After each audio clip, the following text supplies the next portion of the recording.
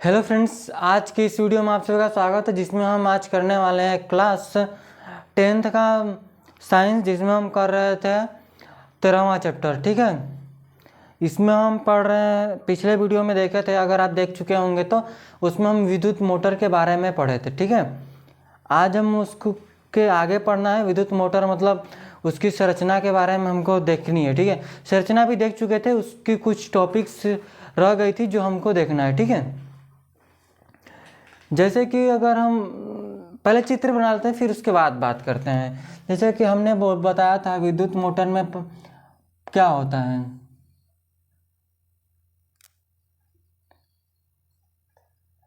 दो चुंबक लगे होते हैं, एक नॉर्थ पोल और साउथ पोल, नॉर्थ और साउथ, इस तरह से। इसके बीच में आर्मेचर होता है जो आयताकार कुंडली होती है जिस पर तार लपेटा गया होता है। ठीक है, यह इस तरह से होता है। ठीक है, इसमें क्या क्या लगे होते हैं ध्यान से देखिए। यहाँ एक ब्रूस होता है। ठीक है, यह जैसे कि यहाँ पर देखिए, यहाँ पर जो बैटरी के तार से जुड़ा होता है, यहाँ यह ब्रूस होता है। यहाँ इस तरह से, यह इसका नाम यक्स और वाई रखते हैं। यक्स और वाई क्या है, ब्रश है। ठीक है, यक्स वाई क्या है, यहाँ पे ब्रश है। ठीक है, और यहाँ से ये लगा होता है इस तरह से इसके ऊपर। ठीक है, ऐसे जो इसमें धुरी होती है यहाँ पर,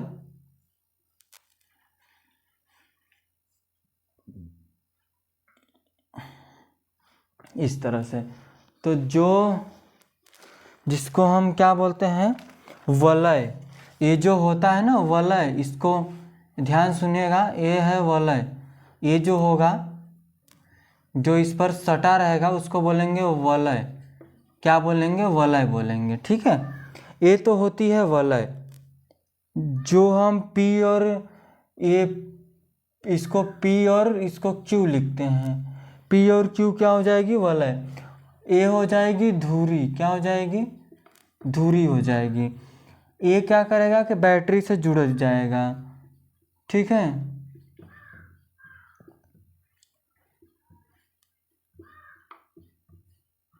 इसको हम बैटरी से जोड़ देंगे, हो गया कुंजी। इसको लिखेंगे ए बी सी और D. A B C D या ए क्या है, एक वाला जिसको बोलते हैं आर्मेचर। क्या बोलते हैं इसको, आर्मेचर। हम इसकी संरचना के बारे में बताए थे। ठीक है, इनमें क्या क्या चीज़ें हैं। तो पहले तो वलय है, सॉरी, पहले क्या है, आर्मेचर है ना। पहले आर्मेचर क्या है, A B C D. A B C D क्या है, आर्मेचर है, जिसके हमने क्या बताया था कि ये नर्म लोहे का कोड होता है, जिस पर क्या लपेटी जाती है, जिस पे तारें लपेटी जाती हैं। और ये दोनों प्रबल चुंबक होता है, जिसको एक नॉर्थ पोल साइड में रखते हैं, एक साउथ पोल के साइड में रखते हैं। फिर और प्रबल वलय, ये वलय होता है, इसको क्या बोलेंगे, वलय बोलेंगे। ठीक है, इसको तो वलय बोलेंगे। ये चित्र देख लीजिएगा, ये चित्र आता है, ठीक है, करके मतलब पेपर में देता है कि इसकी सचित्र वर्णन कीजिए।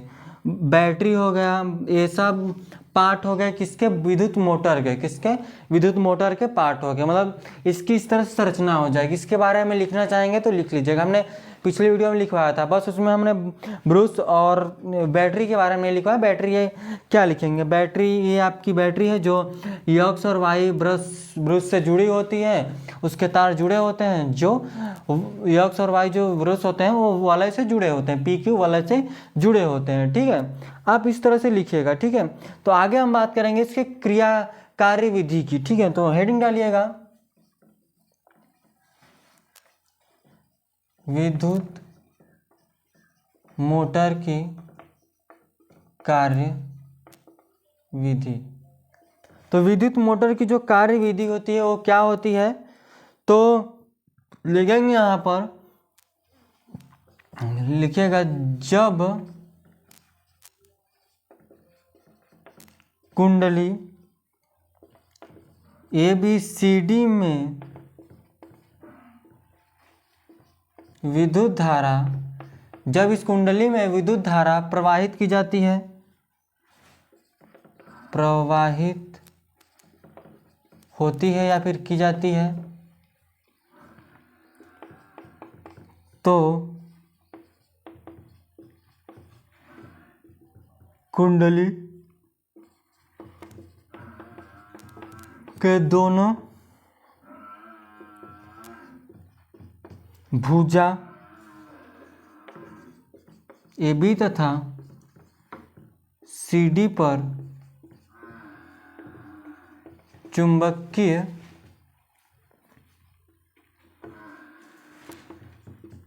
बल आरोपित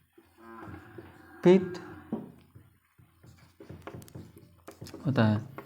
क्या बोले कि जब किसी इस कुंडली में, जो ये कुंडली है, इसमें जब विद्युत धारा प्रवाहित की जाएगी तो क्या होगा कि इसकी जो AB और तथा CD जो उसकी भुजा है उसमें चुंबकीय बल क्या होंगे, आरोपित होंगे। जैसे कि ये देखिए, ये नॉर्थ पोल है और साउथ पोल है, तो इनके बीच में तो चुंबकीय बल चुंबकीय रेखाएं गुजरती हैं। जब हम इसके अंदर किसी भी इस तरह के कुंडली को रखकर हम इसको जब परिवर्तित करेंगे तो इनमें क्या होगा कि कुछ बल का अनुभव होगा। ठीक है, समझ गए बात हमारी। आगे लिखेंगे, इसमें हमने इसके बारे में बताया था कि अब किसके लिखेंगे, फ्लेमिंग बाम हस्त नियम अनुसार कुंडली की AB बल उसे अधोमुखी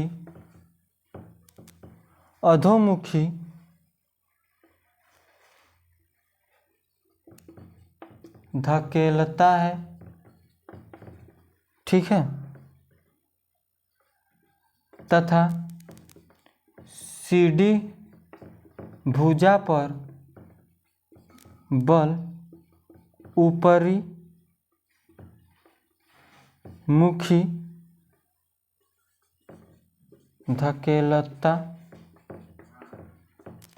AB बल, जैसे कि हमने बात किया, जो कुंडली है ना, फ्लेमिंग के देखिए वाम हस्त नियम के अनुसार जो कुंडली होगी ना, कि जो AB जो रेखा, AB जो भुजा है, AB जो आपकी जो भुजा है, AB क्या है, AB आपकी भुजा है, तो AB भुजा को क्या करेगा, उसको AB भुजा को क्या करेगा कि AB भुजा पर, यहाँ लिखेंगे भुजा पर, लिख लीजिएगा, भुजा पर जो बल होगा,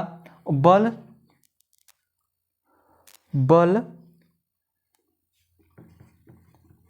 उसे क्या करेंगे कि अधोमुख ढकेलेंगे, और इसको CD को क्या करेंगे कि नीचे को, मतलब कि ऊपरी मुख, मतलब देखिए अधोमुख क्या होता है, इस तरह से ये ऊपर के और ऊपरी मुखी ढकेलेंगे इसको, तो ये क्या होगा कि इस पर बल लगेगा। ठीक है, आप अगर देखेंगे तो इसमें धारा किधर से जाएगी, अगर धारा देखते हैं तो इसमें धारा इधर से जाएगी और ये वापस इधर से जाएगा। तो इसको क्या करेगा, यहाँ से कुछ तो परिवर्तन होगा, बेसिक सी बात है, परिवर्तन होगा। ठीक है, क्या परिवर्तन होंगे उसके बारे में बात करते हैं। देखिए लिखेंगे दोनों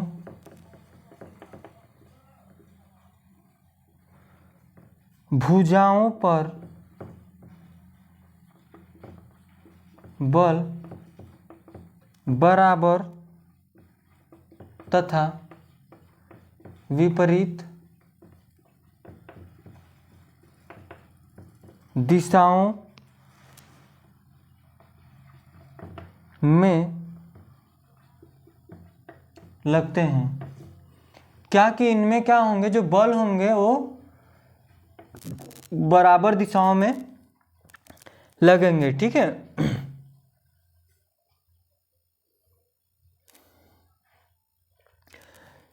तो ये तो धारा जा रही है, ध्यान से। ठीक है, तो इसमें जो बल होंगे वो दोनों भुजाओं पर बराबर तथा विपरीत दिशाओं में लगेंगे। ठीक है, इतनी बात आपको क्लियर हो गई। और लिखेंगे जिससे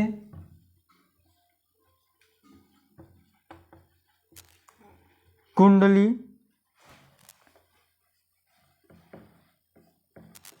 अक्ष पर वामावर्त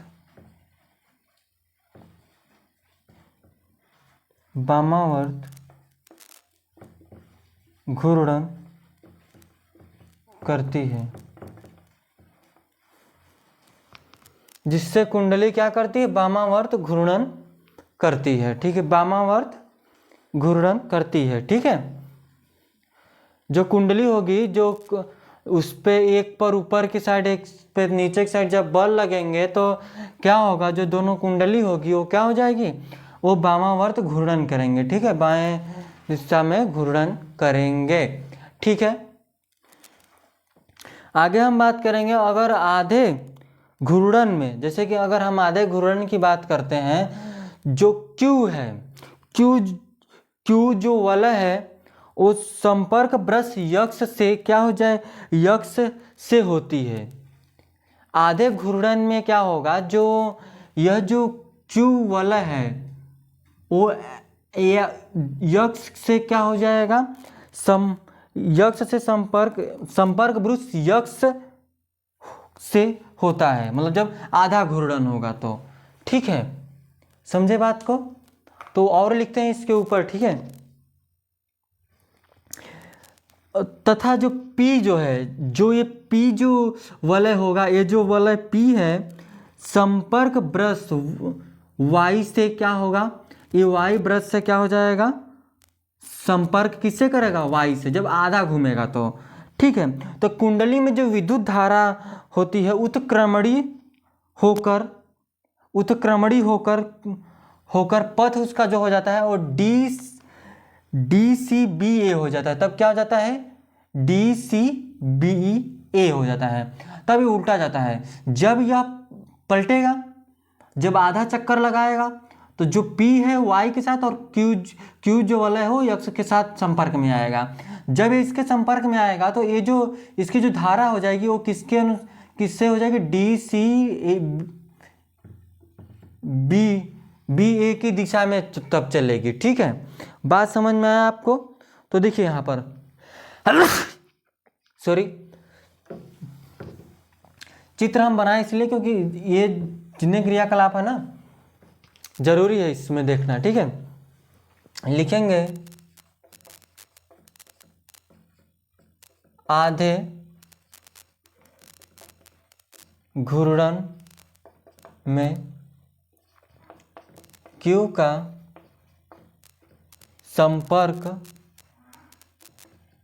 ब्रश यक्ष को या यक्ष से होता है। आधे घूर्णन में जो Q का संपर्क है ब्रश यक्ष से होता है, संपर्क होता है, तथा P का संपर्क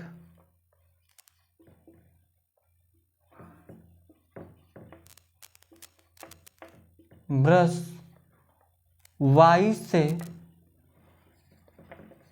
होता है, अतः कुंडली में विद्युत धारा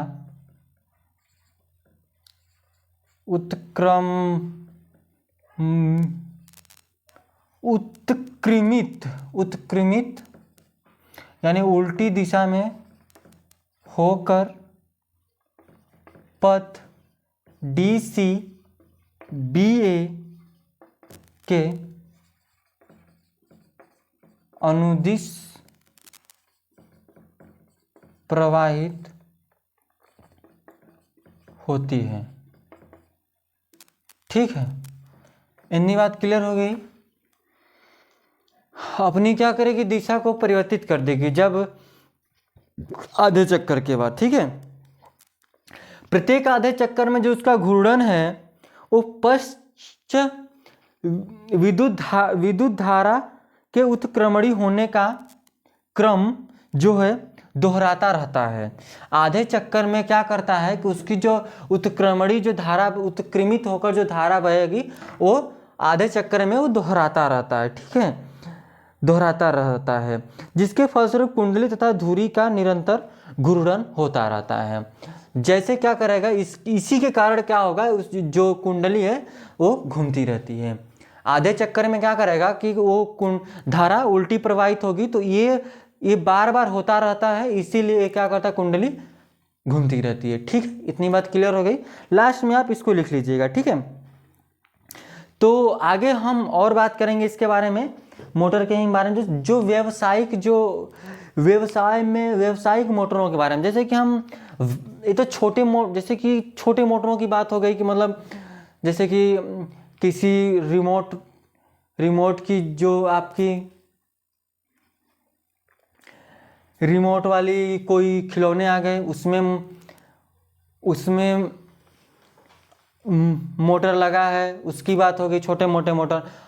आगे जो मोटर होंगे जैसे कि बड़े व्यवसायों में यूज होते हैं, जैसे बड़े कारखानों में जो मोटरें यूज होती हैं, उसकी जो क्या बोलते हैं उसको, शक्ति में वृद्धि कैसे किया जाता है, क्या होता है वो, तो उसके बारे में देख लेते हैं। ये कंप्लीट हो गया। ठीक है, इसके बारे में हमको जितना लिखवाना था वो कंप्लीट हुआ है, ये आपको समझ में आया होगा। ठीक है, समझे कि नहीं।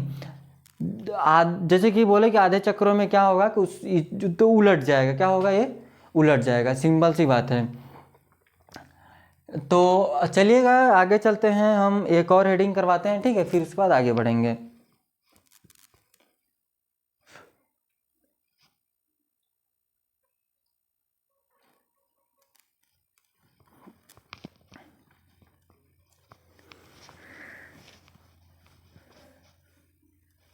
तो इसको इरेज करते हैं। ठीक है, अगर आपको फिर भी नहीं समझ में आया होगा ना तो एक बार कमेंट कीजिएगा। ठीक है,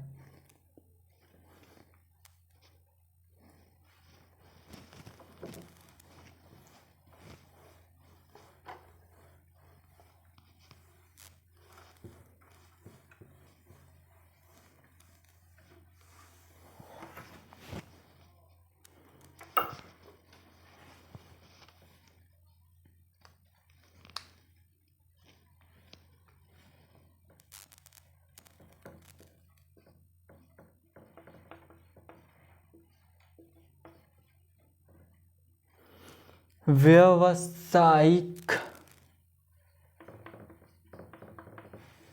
मोटर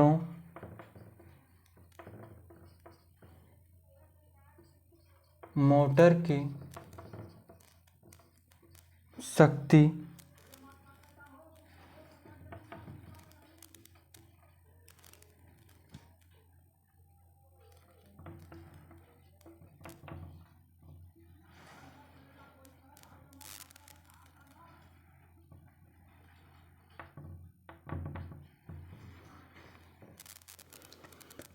व्यावसायिक मोटरों यानी कि मोटर की शक्ति में वृद्धि, इसी जो मोटरों की शक्ति में वृद्धि कैसे किया जाता है तो उसके बारे में देख लीजिए। ठीक है, जो अस्थाई चुंबक हैं, चुंबक के स्थान पर, देखिए लिखेंगे अस्थाई, जो अस्थाई चुंबक है उनके स्थान पर क्या यूज करेंगे, अस्थाई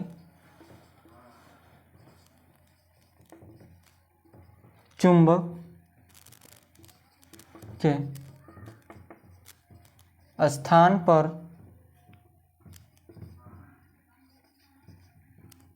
विद्युत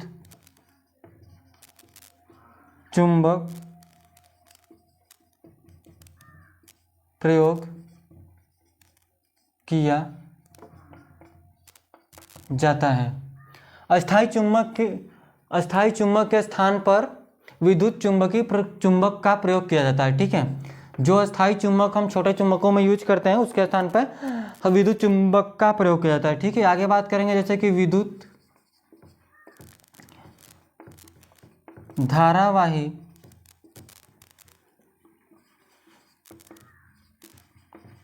कुंडली में फेरों की संख्या अधिक होती है। कुंडली में क्या होती है, जो फेरों की जो संख्या होती है वो अधिक कर दी जाती है। जैसे कि छोटे चुंबकों में जो उसके कुंडली में जो फेरों की संख्या होती है क्या होती है, वो कम होती है। और जब हम इसको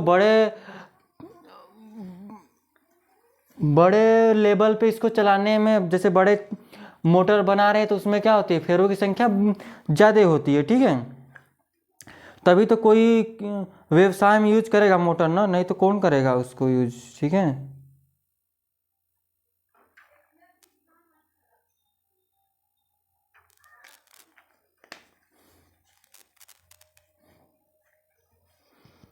चलिएगा आगे लिखते हैं। इंक थोड़ा सा इसमें थोड़ा सा उतना सही नहीं चल रहा है।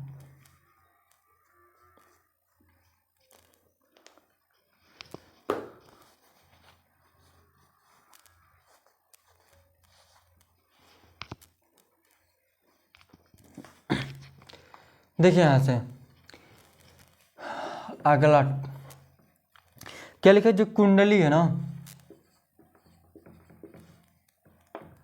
ठीक है, कुंडली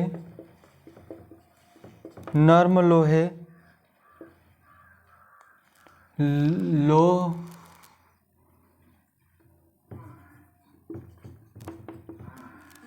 लौह क्रोड पर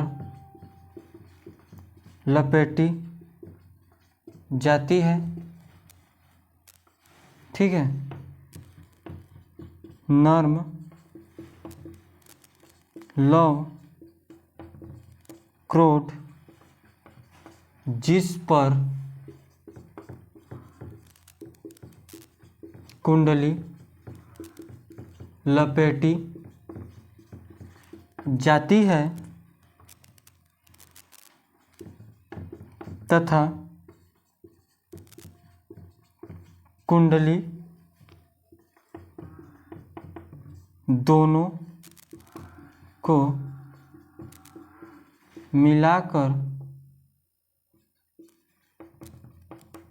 आर्मेचर कहते हैं। कुंडली नर्म लोहे क्रोड पर लपेटी जाती है। नर्म लौह क्रोड जिस पर कुंडली लपेटी जाती है तथा कुंडली दोनों को मिलाकर आर्मेचर कहते हैं। उसको क्या कहते हैं, आर्मेचर कहते हैं। ठीक है, तो आगे देखिएगा, इसमें कुछ और पॉइंट है उसको लिखा है कि मानव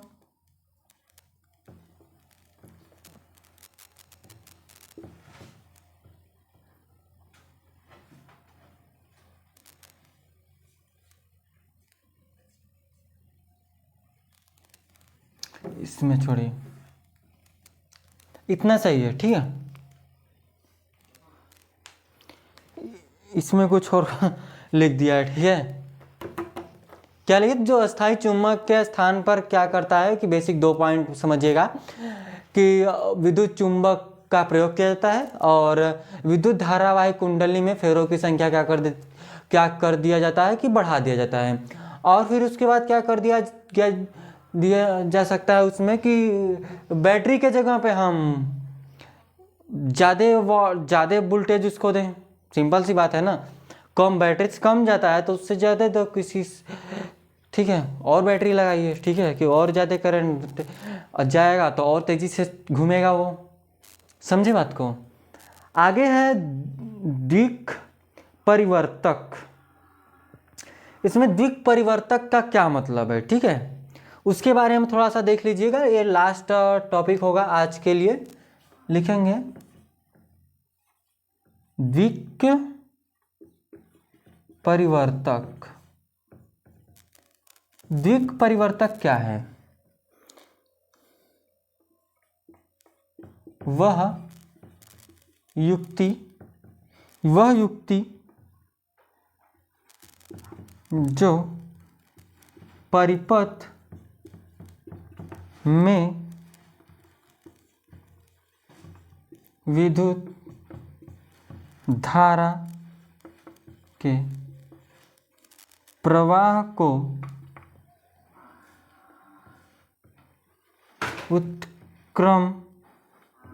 विक्रमित कर देता है, उसे दिक् परिवर्तक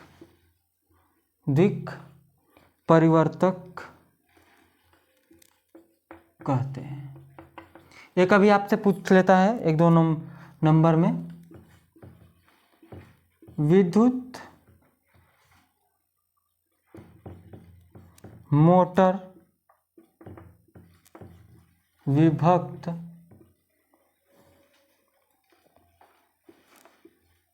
वलय दिक् परिवर्तक का कार्य करती है। यहाँ से 2 क्वेश्चन बन गए, ठीक है, बन सकते हैं क्या कि एक दिक् परिवर्तक किसे कहते हैं और एक और क्या हो सकता है कि ये जो वलय होता है, जो विभक्त वलय है, उसका कार्य क्या है। तो विद्युत मोटर में विद्युत विभक्त वलय दिक् परिवर्तक का कार्य करता है, ठीक है।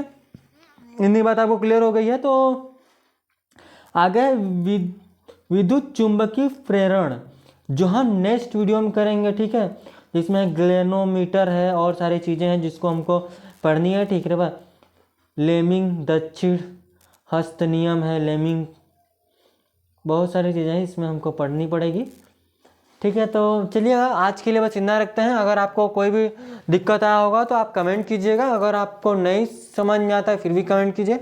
आपको किसी भी टॉपिक से रिलेटेड कुछ भी आपको सवाल करनी है तो जाइए चैनल पे, वहाँ पर आप सब्सक्राइब कीजिए और उसके बाद आपको वहाँ पर व्हाट्सएप ग्रुप का लिंक मिलेगा, वहाँ से आप मैसेज भी कर सकते हैं जो भी क्वेश्चन पूछनी है, ठीक है। या फिर मैथ का क्वेश्चन पूछना है तो आप वहाँ से जाइए और कमेंट कीजिए और या फिर मैसेज कीजिए, ठीक है, व्हाट्सएप ग्रुप पे, ठीक है। तो आज के लिए बस इतना रखते हैं।